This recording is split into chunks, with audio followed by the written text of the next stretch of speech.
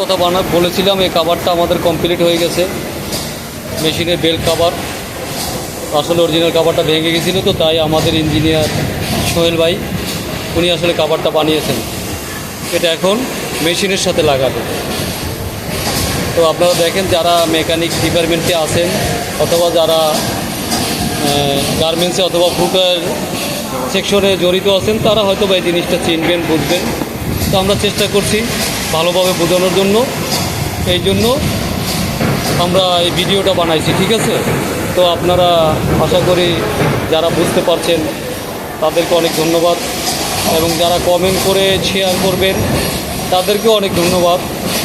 তো হয়তোবা আমাদের ভিডিও প্রপারলি ভালোভাবে হয় নাই বা হয়েছে কি না সেটা আমরা জানি না, সেটাও কমেন্ট করে জানাবেন আপনারা। আসলে কোনো মানুষের বিষয়ে কোনো খারাপ মন্তব্য করা ঠিক না।